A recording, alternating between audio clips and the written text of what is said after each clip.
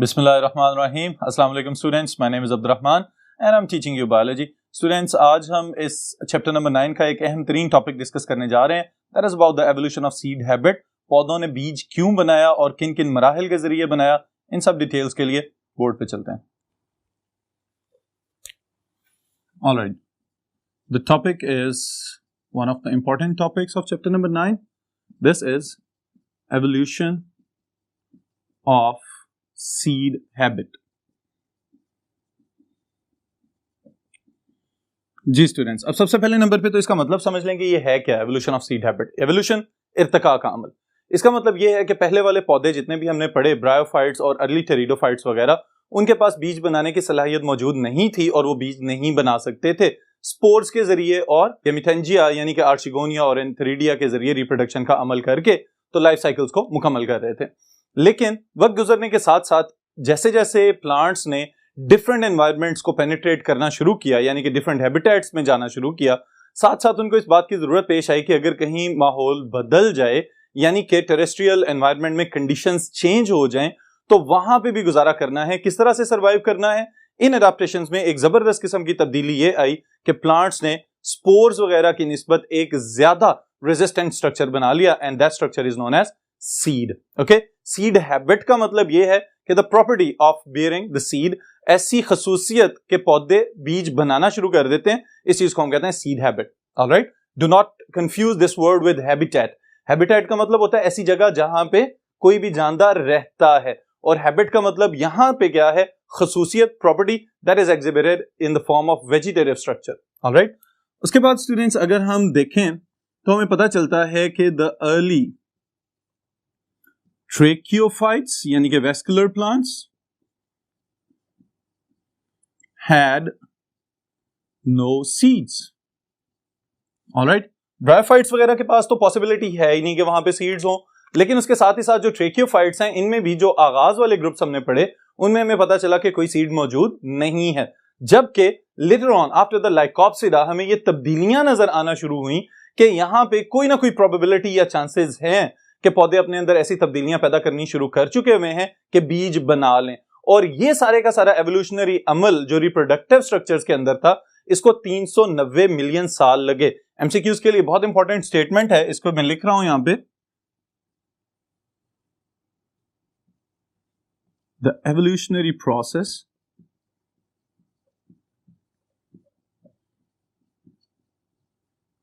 इन changing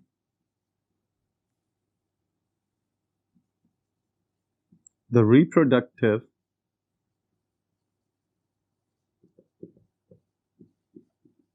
structures started 390 million years ago. Alright, ये तब्दीलियों का अमल 390 million साल पहले शुरू हुआ। तो कब जाके ये प्रोबेबिलिटी या ये फॉसिल रिकॉर्ड हमें बता रहा है कि सीड्स बन चुके हुए हैं। The first complete seed was observed 365 million years ago. Alright students, और इसके लिए एक नई टर्म मैं यहां पे इंट्रोड्यूस कर रहा हूं, दैट इज प्रो जिम्नोस्पर्म्स।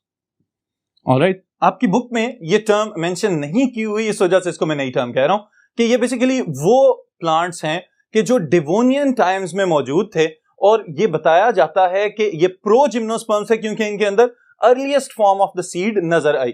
कुछ साइंसदानों का ये ख्याल है कि प्लांट्स ने सीड्स बनाने शुरू किए, फिर उसकी कोई इमेच्योर फॉर्म बनाई और फिर उसके बाद सीड्स बनाने बंद कर दिए, यानी कि बाद वाले कुछ प्लांट्स में सीड्स बिल्कुल नजर नहीं आए।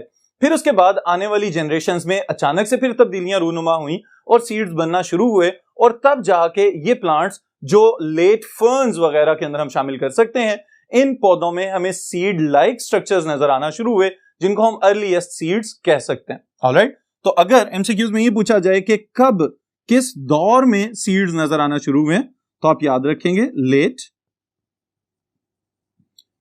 Devonian times. अब यहां पे याद रखने वाली बात यह है स्टूडेंट्स कि डिवोनियन टाइम कौन सा वक्त है या कौन सा जमाना था। जमीन भी एवोल्यूशन का सफर तय कर रही है और अर्लीस्ट लाइफ फॉर्म से लेके आज 2018 तक कम्प्लेक्स तरीन लाइफ फॉर्म्स हमें इस प्लेनेट के ऊपर नजर आ रही हैं और साइंटिस्ट का यह ख्याल है कि बहुत सारी स्पीशीज अभी भी डिस्कवर नहीं हो सकी। तो आप ये याद रखिएगा, डिवोनियन टाइम्स वो वक्त हैं जब सारी जमीन के ऊपर फर्न्स का दौरा था और हायर प्लांट्स या बहुत ज्यादा एडवांस किस्म के वैस्कुलर प्लांट्स लाइक जिम्नोस्पर्म्स और एंजियोस्पर्म्स हमें नजर नहीं आते थे, लेकिन फर्न्स जो है वो दरख्तों के साइज के पौधे भी उस वक्त दुनिया के ऊपर मौजूद थे। और इवन के जंगलात जो उस वक्त के हमें एवोल्यूशन से या फॉसिल रिकॉर्ड से नजर आते हैं, पता चलता है कि फर्न्स ने उस वक्त जमीन का बेशतर हिस्सा कवर किया हुआ था। तो उस वक्त को हम कहते हैं डिवोनियन टाइम्स। ऑलराइट स्टूडेंट्स, फिर इसके साथ ही साथ कुछ टर्म्स हैं जो मुसलसल इस टॉपिक में इस्तेमाल होंगी। इनकी डेफिनेशंस मैं यहाँ पे मेंशन कर रहा हूं इन द शॉर्टेस्ट वर्ड्स, ताकि आपको ये समझ भी आए और बाद में आप इसको आसानी से याद भी कर सकें। Alright, so the first thing is seed. Seed को हम डिफाइन कर सकते हैं, this is known as fertilised ovule. Now what is fertilisation? Fusion of gametes. Alright, sperms और एग का जब कॉम्बिनेशन हो जाए, वो मिल जाए, तो वो जो एक डिप्लॉयड सेल बनता है उसको हम कहते हैं जाइगोट, और इस अमल का नाम है फर्टिलाइजेशन। ऑलराइट, ओव्यूल क्या चीज है, इसको भी लिख लेते हैं यहां पे। Ovule is integumented, indehiscent, megasporangium।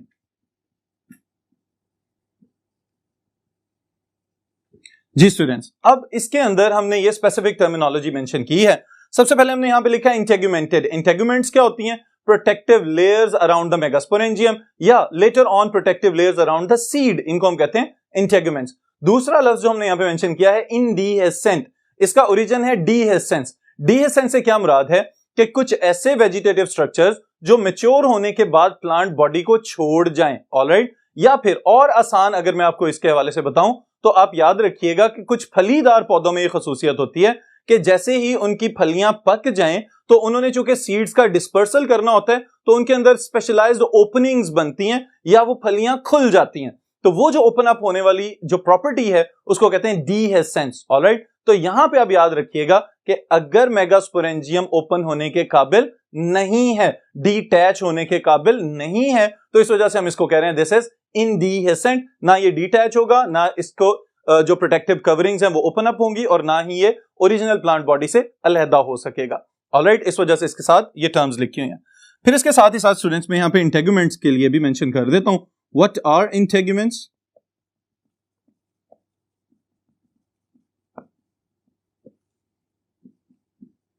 protective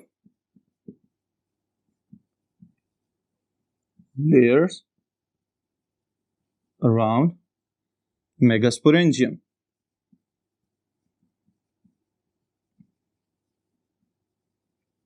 alright, और ये मेगास्पोरेंजियम क्या चीज है, ये भी साथ ही जब हम पहला स्टेप देखेंगे एवोल्यूशन का, जिसमें सीड के प्रोसेसेस हम डिस्कस करेंगे कि किस तरह से सीड इवॉल्व हुआ है, तो उसमें मैं आपको बताता हूं मेगास्पोरेंजियम क्या चीज है। यहां पे स्टूडेंट्स एक टर्म जो यहां पे भी और आने वाले 2 लाइफ साइकिल्स में रिपीट होगी, this is spermatophytes.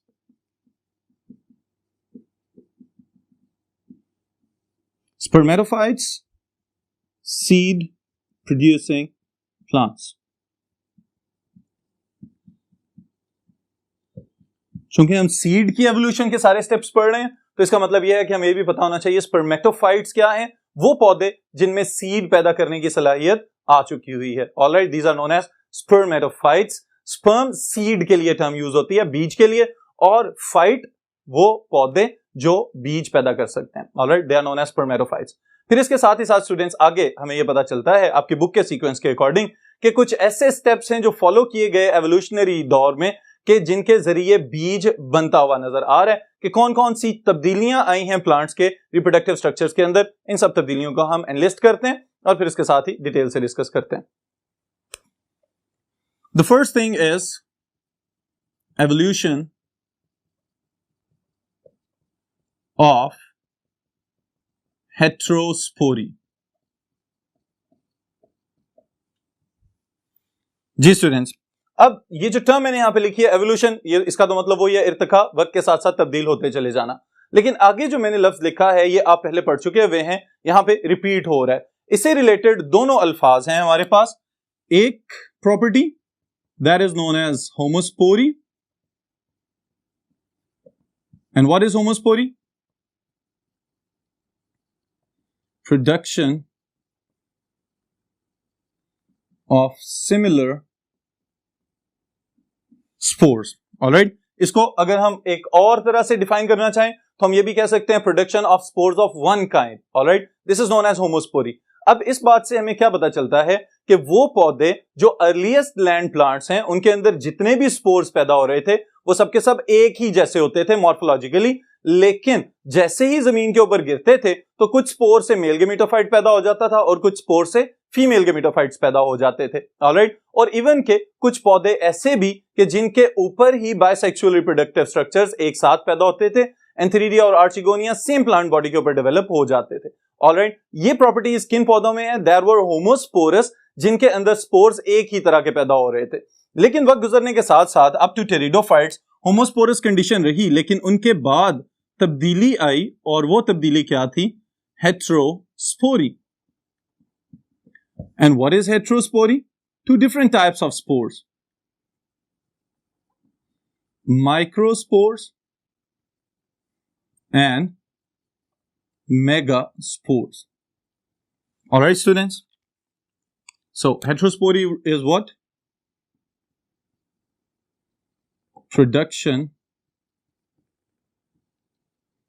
of two types of spores.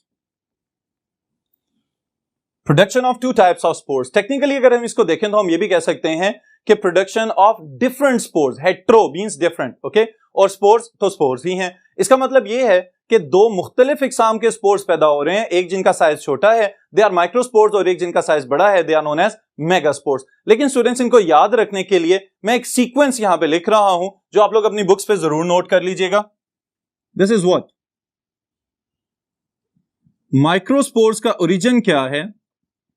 Microsporophylls. Alright, वो पत्ते के जिनके ऊपर माइक्रोस्पोर्स पैदा करने वाले स्पेशलाइज्ड स्ट्रक्चर्स डेवलप होंगे, इनके ऊपर ग्रो करेंगे माइक्रोस्पोरेंजिया। ऑलराइट, माइक्रोस्पोरेंजिया के ऊपर ग्रो करेंगे माइक्रोस्पोर्स। ऑलराइट, और फिर इन माइक्रोस्पोर्स से बनेंगे माइक्रोगेमिटोफाइट्स, और माइक्रोगेमिटोफाइट्स प्रोड्यूस करेंगे स्पर्म्स और एंथीरोजॉइड्स। ऑलराइट स्टूडेंट्स, तो आपने ये वाला सीक्वेंस याद रखना है। फिर उसके साथ अगर मेगास्पोर का सीक्वेंस याद रखें, mega sporophylls,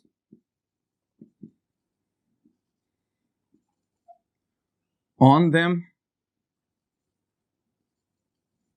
megasporangia are produced, और मेगास्पोरेंजिया के अंदर मेगास्पोर, मेगास्पोर से बनेगा मेगागेमिटोफाइट। ऑलराइट, और मेगागेमिटोफाइट के अंदर डेवलप होगा एक एग।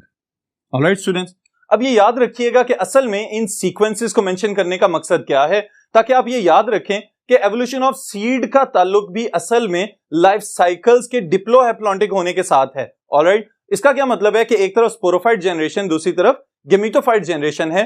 तो ये जो स्पोरोफिल्स या स्पोरेंजिया की टर्म्स यूज हो रही हैं, इसका मतलब ये है कि these structures belong to the sporophyte generation. Alright, और फिर उसके बाद जो गेमिटोफाइट्स की टर्म्स हम यूज कर रहे हैं that belong to the gametophyte generation. फिर जैसे इनके गेमीट्स प्रोड्यूस होंगे, फर्टिलाइजेशन होगी, तो साथ ही अगली स्पोरोफाइट जनरेशन का आगाज हो जाएगा after the formation of zygote. Alright students, तो ये वाले सीक्वेंसेस आप याद रखिएगा कि हेट्रोस्पोरी और होमोस्पोरी वगैरह ये किस तरह से रिलेट कर रहे हैं with the evolution of seed habit, कि जैसे जैसे प्लांट्स होमोस्पोरी से हेट्रोस्पोरी की तरफ आए हैं तो साथ ही हमें ये पता चला है कि it was a step that was related towards the development of the reproductive structures which later on modified the formation of reproductive structures into the seed habit.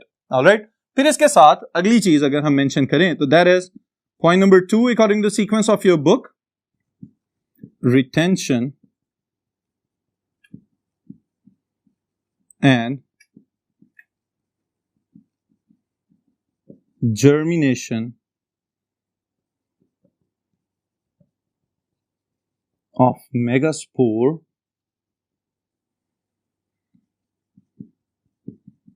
within megasporangium.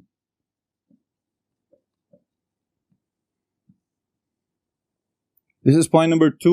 आपकी बुक के सीक्वेंस को students में follow कर रहा हूं ताकि आपको याद रखने में और लिखने में आसानी रहे। ऑलराइट, इस पोर्शन को आप डिवाइड करेंगे 3 बेसिक स्टेप्स के अंदर, जिनको मैं शॉर्टेस्ट फॉर्म में यहां पे लिख रहा हूं कि मेगास्पोर को मेगास्पोरेंजियम के अंदर रखा गया, लेकिन यह भी एक एवोल्यूशनरी सीक्वेंस के जरिए हुआ। सबसे पहले नंबर पे जिन प्लांट्स को आप जानते हैं उनके मुतालिक मैं एक चीज लिख रहा हूं, shed megaspore immediately, all right, do not shed megaspore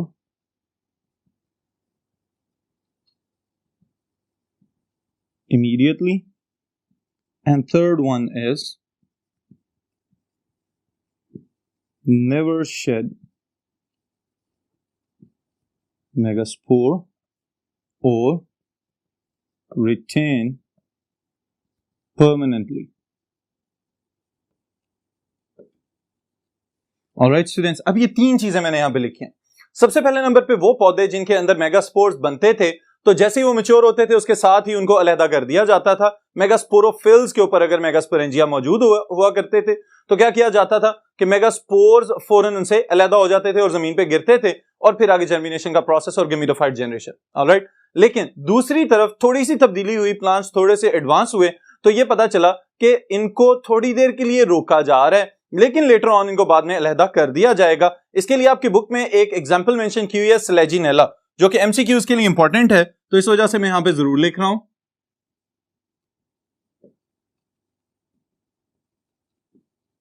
स्लेजिनेला, alright. और फिर उसके बाद students third type of plants जिनको हम अभी भी देखते हैं, स्पेशली जिम्नोस्पर्म्स, एंजियोस्पर्म्स वगैरह के अंदर, कि जो अपने मेगास्पोर को कभी भी गिराते ही नहीं है, डिटैच ही नहीं होने देते और संभाल के रख लेते हैं। ऑलराइट, और साथ ही उसको प्रोटेक्ट भी कर रहे हैं। फिर क्या होता है, ये यहीं पे जर्मिनेट भी कर जाता है। ऑलराइट, जर्मिनेट करने का मतलब क्या है कि मेगास्पोर अपनी ग्रोथ शो करेगा और उस ग्रोथ के दौरान इसमें से एक और नया स्ट्रक्चर डेवलप होगा जिसको हम क्या कहेंगे, एम्ब्रियो सैक और the gametophyte.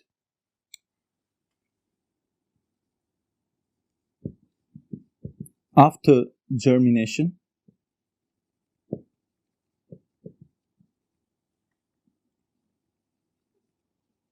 megaspore grow into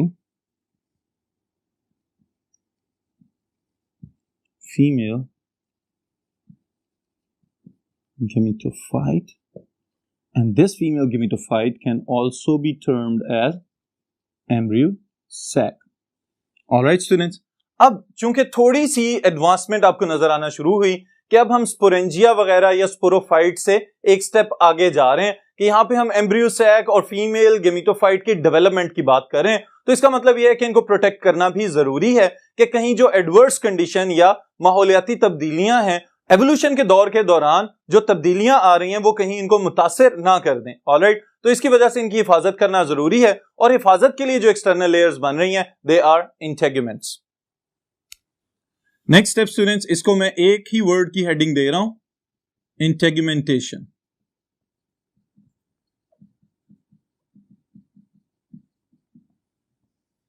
now what is इंटेगुमेंटेशन?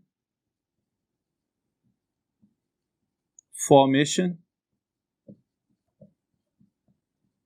of protective layers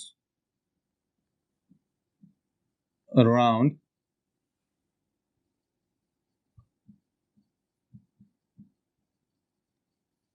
megasporangium.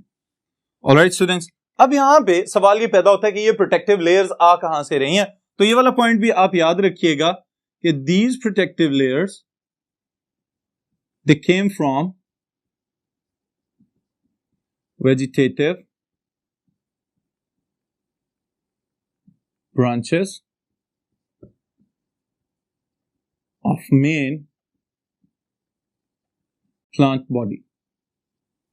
अब इसका क्या मतलब है कि जहां पे मेगास्पोरेंजियम को रिटेन किया जा रहा है उसके साथ ही एक्स्ट्रा ब्रांचेस ग्रो करके आएंगी जो मेन प्लांट बॉडी से ग्रो कर रही हैं, और उन लेयर्स की वजह से इस मेगास्पोरेंजियम को एक्स्ट्रा प्रोटेक्शन प्रोवाइड की जा रही है। ऑलराइट, और इस एक्स्ट्रा प्रोटेक्शन का फायदा क्या हो रहा है कि now this structure has been modified into the ovule, क्योंकि हमने ओव्यूल के लिए एक डेफिनेशन लिखी थी इंटेगुमेंटेड, तो इंटेगुमेंट्स बन चुकी हुई हैं। इन डीहेसेंट, अब ये यहां से अलहदा भी नहीं हो सकता, एंड एक्चुअली ये है क्या चीज, megasporangium.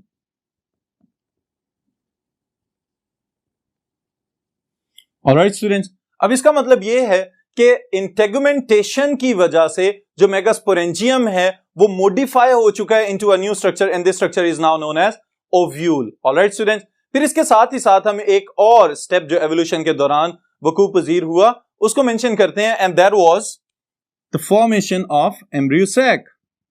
Next change is reduction into one functional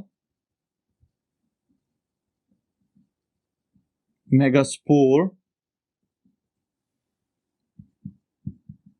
per sporangium, that is actually megasporangium.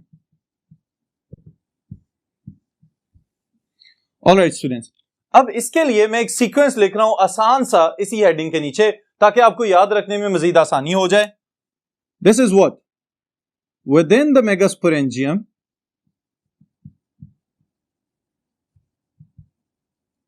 megaspore mother cell is produced. Alright, अब इस मेगास्पोर मदर सेल से 4 मेगास्पोर्स पैदा किए जाते हैं, 1 2 3 4। ऑलराइट, इसका मतलब यह है कि अगर एक सेल से 4 पैदा हो रहे हैं तो कौन सी सेल डिवीजन है यहां पे, दिस इज मियोसिस, तो साथ ही क्रोमोसोम नंबर भी रिड्यूस हो जाएगा। Alright, these are the megaspores, और इन्हीं मेगास्पोर से फर्दर क्या प्रोड्यूस होना है, मेगागेमीटोफाइट। तो मेगागेमीटोफाइट असल में क्या है, that is the female gametophyte. तो ये भी चीज हम यहां पे लिख लेते हैं, these are megaspores. Alright, and from these megaspores megagametophyte will be produced, and that megagametophyte is female gametophyte. All right students, अब सवाल ये पैदा होता है कि अगर एक ही मेगास्पोरेंजियम के अंदर 4 अलहदा अलहदा गेमीटोफाइट्स प्रोड्यूस हो जाएंगे तो यहां पे तो कंपटीशन स्टार्ट हो जाएगा for the food and space. जैसे जैसे ग्रो करते जाएंगे ये भी पॉसिबिलिटी है कि कहीं मेगास्पोरेंजियम की वॉल्स को डैमेज ना कर दें, तो इस वजह से क्या किया गया, एवोल्यूशन के अमल के दौरान एक मेगास्पोर को तो फंक्शनल किया गया और बाकी सबको रिड्यूस कर दिया गया या अबॉर्ट कर दिया गया, उनकी ग्रोथ को कम किया, और इसकी वजह से अब सिर्फ एक ही फंक्शनल मेगास्पोर मौजूद है जिससे फर्दर मेगागेमीटोफाइट या फीमेल गेमीटोफाइट प्रोड्यूस होगा। तो इस चीज को अगर हम थोड़ा सा और एडवांस फॉर्म में देखें तो हम इसको इस तरह से मेंशन कर सकते हैं कि एक मेगास्पोर तो फंक्शनल है और बाकी तीनों जो हैं they have been reduced. Alright, तो ये जो रिड्यूस्ड हैं अब ये कहीं भी फर्दर गेमीटोफाइट प्रोडक्शन में पार्टिसिपेट नहीं करेंगे, सिर्फ एक ही मेगास्पोर से गेमीटोफाइट पैदा किया जाएगा। ऑलराइट, फिर उसके बाद स्टूडेंट्स नेक्स्ट हमारे पास जो चीज आ रही है that is development of embryo sac.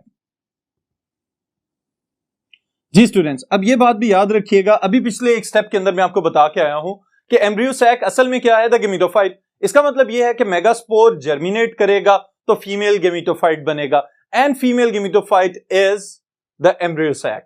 Alright, ये चीज मैं यहां पे एक और शॉर्ट फॉर्म में लिख रहा हूं, megaspore germinate to form female gametophyte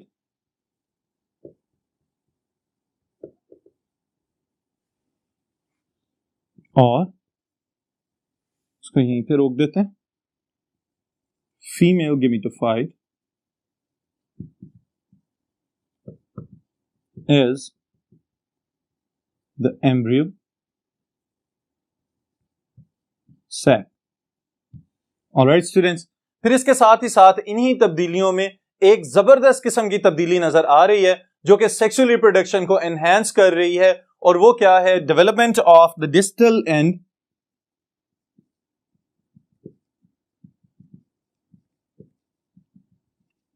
development of distal end or modification of distal end for pollen capture.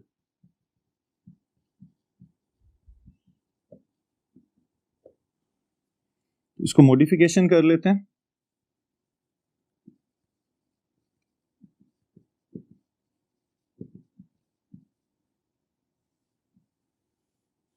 Alright students, अब यहां पे सवाल ये पैदा होता है कि इस मॉडिफिकेशन की जरूरत क्यों पेश आ रही है?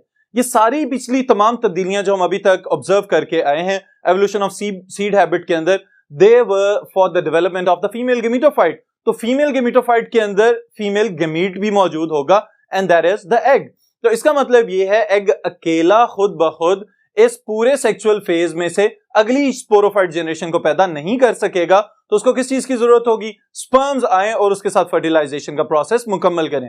तो इसके लिए क्या किया गया? तब्दीलियां रूनुमा की गई इस पूरे एम्ब्रियो सैक के स्ट्रक्चर के अंदर।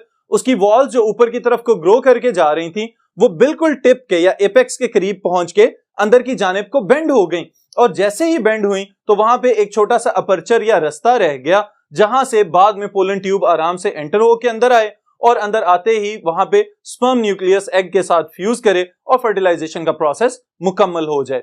ऑलराइट, अब यहां पे स्टूडेंट्स एक वर्ड मेंशन किया गया है डिस्टल। ओके, इसका मतलब भी समझ लें कि अगर लेट्स से कोई भी स्ट्रक्चर किसी एक पॉइंट से स्टार्ट हो रहा है तो जिस ओरिजिन से वो शुरू होगा उसके करीब वाला हिस्सा उसको हम कहते हैं प्रॉक्सिमल, ओके, और उससे दूर वाले हिस्से को हम कहते हैं डिस्टल। इसका मतलब यह है कि अगर हम ये समझें कि किसी भी प्लांट के अंदर जो मेगास्पोर जिससे फीमेल गेमेटोफाइट बना और बाद में एग डेवलप हो गया, if egg is present at the base, okay, तो वो वाली साइड प्रॉक्सिमल साइड कहलाएगी, और उसके ऑपोजिट साइड जहां पे एक छोटी सी ओपनिंग हमें नजर आ रही है जो फ्यूचर में माइक्रोपाइल का स्ट्रक्चर बन गया, इस साइड को हम कहते हैं this is the distal end. Alright, तो ये याद रखिएगा। बाद में इसमें और मॉडिफिकेशंस आई, और पोलन ग्रेन जो है ये क्या चीज है जिसको इसने कैप्चर करना था? Pollen is micro gametophyte. Alright, which contain sperms or we can say the male gametes. Alright students, अब ये है modification of distal end। इसका मतलब ये है कि ये सब तब्दीलियां रूनुमा होने का मकसद क्या है कि जो पोलन ग्रेन्स आके स्टिग्मा पे गिरते हैं वहां से पोलन ट्यूब बनना शुरू हो और स्पर्म न्यूक्लियस को एग तक पहुंचाया जाए ताकि सक्सेसफुल फर्टिलाइजेशन हो। इस प्रोसेस के लिहाज से, एवोल्यूशन ऑफ सीड हैबिट के लिहाज से अगर हम देखें तो स्टूडेंट्स क्या किया जाता है? फर्टिलाइजेशन मुकम्मल होते साथ ही इंटेगुमेंट्स जो हैं उनको और ज्यादा सख्त कर दिया जाएगा, और वो इंटेगुमेंट्स जो अभी तक मेगास्पोरेंजियम की प्रोटेक्शन के लिए काम कर रही थी असल में अब वो ट्रांसफॉर्म हो जाएंगी into testa, and testa is the seed coat. Alright, जो अंदर सीड मौजूद है उसके पास कुछ स्पेसिफिक स्ट्रक्चर्स मौजूद होते हैं, और इन स्ट्रक्चर्स को याद रखिएगा। इनमें एक तो पिछली जनरेशन के कंपोनेंट्स मौजूद हैं, एक इसके पास मौजूदा जनरेशन का कंपोनेंट मौजूद है, और फिर उसके साथ ही साथ अगली जनरेशन जो स्पोरोफाइट जनरेशन बननी है उसके कंपोनेंट्स भी इसके पास मौजूद होंगे। तो अब ये seed with its integuments, with its endosperm या न्यूसेलस वाला टिश्यू जो है, और फिर उसके साथ ही साथ इसके अंदर जो एम्ब्रियो है which has the ability to germinate, जैसे ही सीड को फेवरेबल कंडीशंस मिलेंगी तो साथ ही ये जर्मिनेट करना शुरू हो जाएगा, और अब जो प्लांट इसमें से निकल रहा है this is the sporophyte plant. Alright, तो ये बात याद रखिएगा स्टूडेंट्स कि असल में यहाँ पे गेमेटोफाइट जनरेशन इतनी ज्यादा रिड्यूस हो चुकी हुई है कि प्रोमिनेंटली हमें कहीं भी नजर नहीं आ रही। तो सीड इटसेल्फ जो है वो 3 जनरेशंस का कैरियर है, one of its previous generation, one of its current generation and one of its future sporophyte generations. Alright students, तो ये याद रखिएगा कि सीड का बन जाना हमारे इर्द गिर्द के प्लांट्स को डाइवर्सिफाई करने के लिए बहुत इंपॉर्टेंट एडेप्टेशन है, बहुत जबरदस्त किस्म की एक एवोल्यूशनरी चेंज थी, जिसकी वजह से हमारे इर्द गिर्द मौजूद जिम्नोस्पर्म्स और एंजियोस्पर्म्स इतने ज्यादा हार्श एनवायरनमेंट में, एक तरफ तो फ्रीजिंग टेम्परेचर्स के ऊपर और दूसरी तरफ बहुत ही ज्यादा हाई टेम्परेचर्स के ऊपर ग्रो करने के काबिल हैं। तो वो सीड्स की वजह से हैं। सीड्स अनफेवरेबल कंडीशंस को गुजारने में मददगार होते हैं। अगर ये सीड्स मौजूद ना होते तो इसका मतलब ये है कि हमारे इर्द गिर्द ये जो प्रोड्यूसर्स की जबरदस्त खूबसूरत नेचर हमें नजर आती है, शायद हम इससे भी महरूम होते। ऑलराइट स्टूडेंट्स, तो आज के इस सेशन को यहीं पे खत्म करें, फिर इंशाल्लाह मुलाकात होगी नेक्स्ट